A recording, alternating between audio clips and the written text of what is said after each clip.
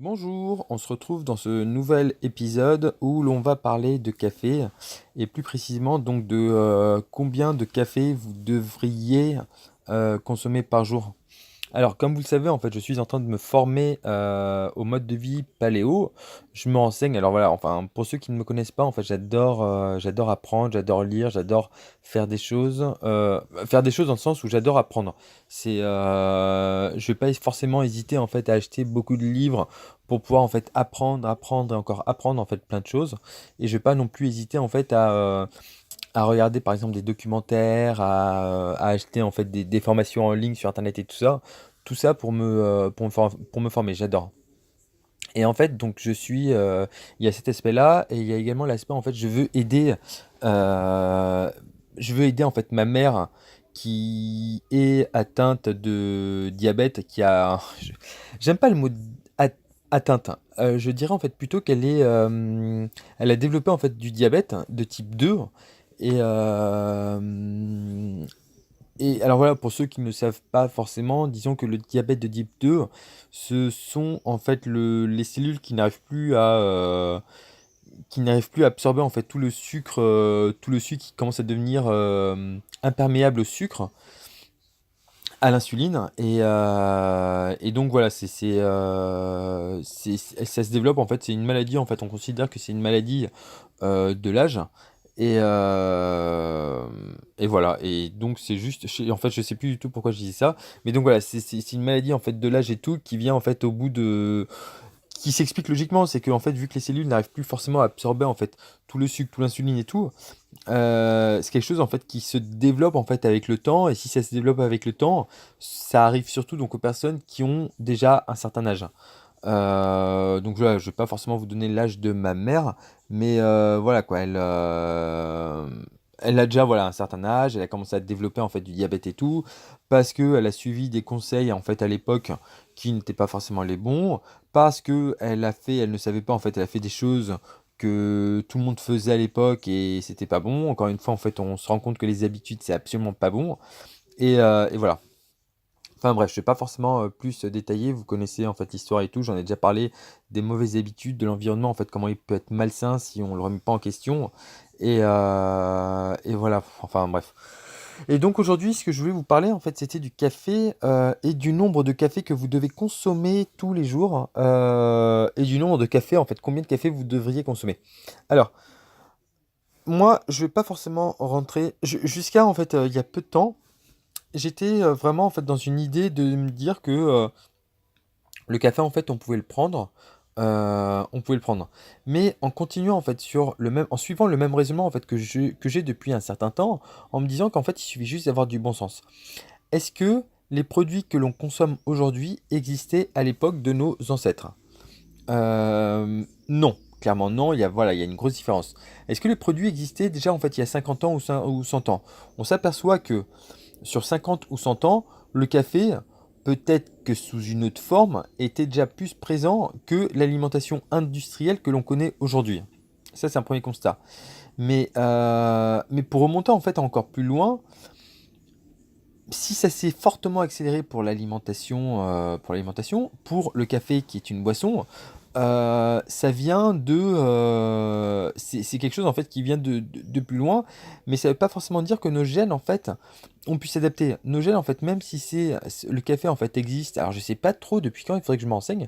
Je sais pas trop depuis quand en fait le café existe. Disons, je sais pas moi, disons 500 ans ou je sais pas, je m'enseignerai, voire peut-être plus.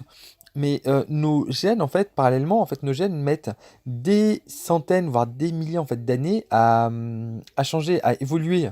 Et c'est pas, en fait, en l'espace de même 1000 ans que, même si, en fait, le café existe depuis l'année 1000, depuis l'an 1000, c'est pas, nos gènes, en fait, n'auront pas du tout réussi, en fait, à s'adapter par rapport à cela. C'est avec du bon sens, encore, voilà.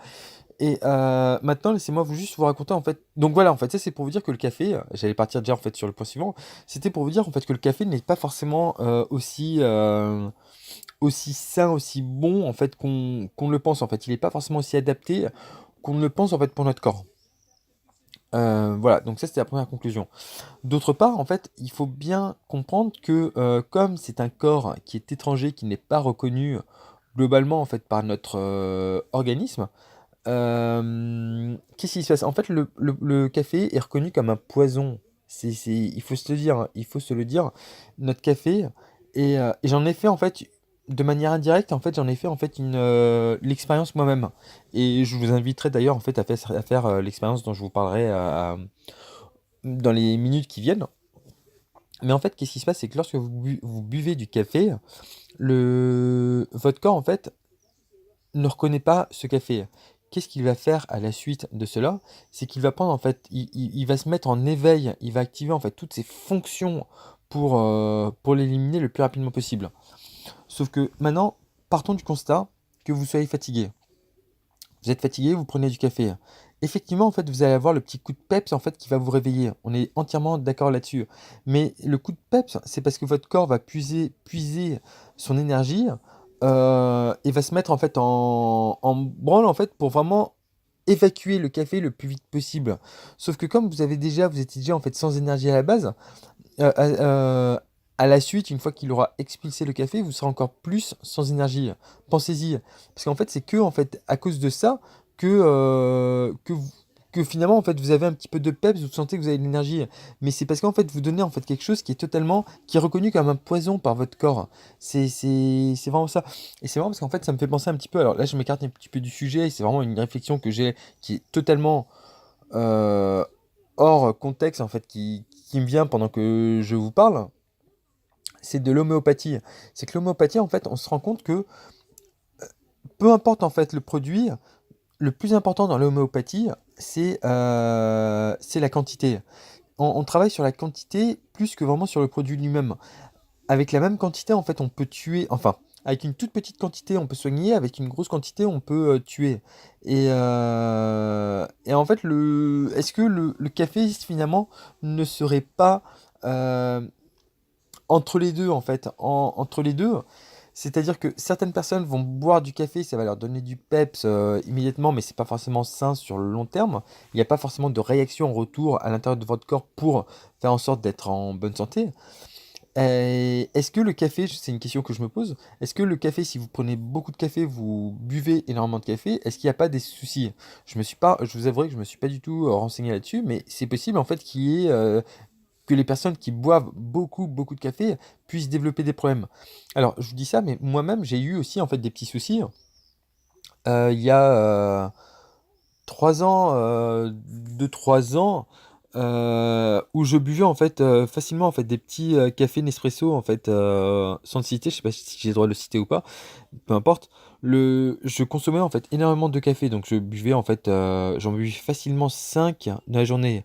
Le matin au réveil, je me prenais un petit café ou un grand bol de café. Ensuite, dans la matinée, je m'en buvais facilement un ou deux de plus en fait dans la matinée. Il y a eu un moment en fait pendant quelques mois où j'étais au chômage et j'ai exagéré.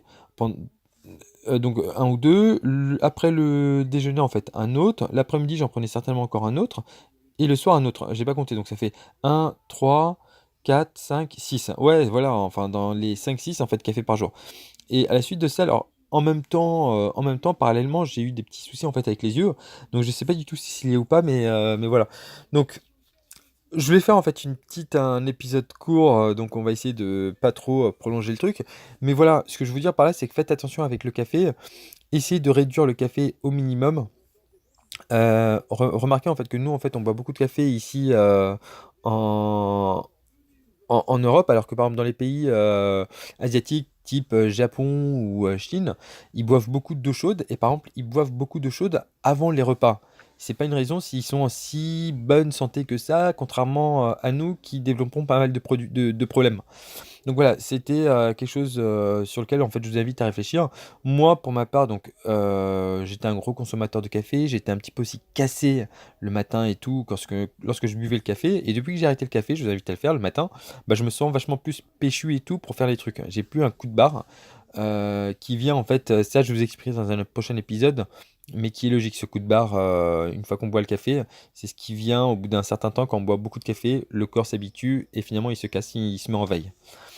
Donc voilà, faites attention à ça, réduisez le café comme j'ai pu le faire. Pensez-y, faites attention à vous. On se retrouve très vite pour un nouvel épisode et je vous souhaite le meilleur. Ciao.